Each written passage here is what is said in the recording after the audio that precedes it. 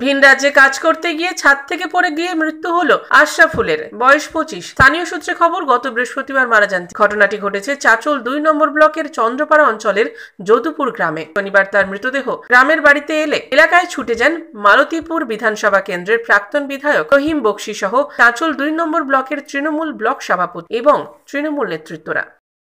আমরা চন্দ্রপাড়া জিপির যদুপুর গ্রামে এসেছি। মশরুদ্দিন সাহেব না আমার ছেলেটা বাড়িতে আছি।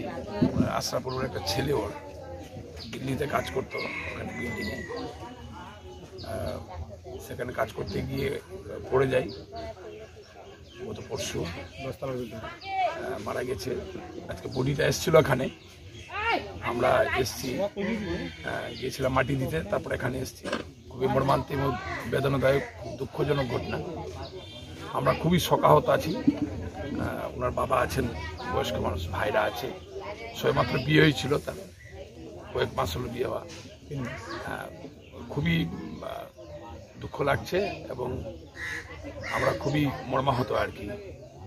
এবং ওর যে পাশাপাশি ওদের পরিবারকে আমি বলেছি যে আমাদের যদি কোনো সহযোগিতা লাগে, ওর কম্পেনসেশনের ক্ষেত্রে যে কোম্পানিতে কাজ করতো সেখানে যদি কোনো রকমের আমাদের সহযোগিতার প্রয়োজন পড়ে, আমরা সমস্ত সহযোগিতা করবো এবং তার পরিবারের পাশে থাকবো। আর খুবই শোকাহত আর কি, মর্মাহত আমি তার এই আসন্ন দীপাবলি ও ছট পুজো উপলক্ষে 24 ঘন্টা লাইভের সকল দর্শক বৃন্দকে জানাই প্রীতি ও শুভেচ্ছা। সবাই সামাজিক দূরত্ব বজায় রেখে সুস্থ থাকবেন, ভালো থাকবেন ও আনন্দ উপভোগ করবেন।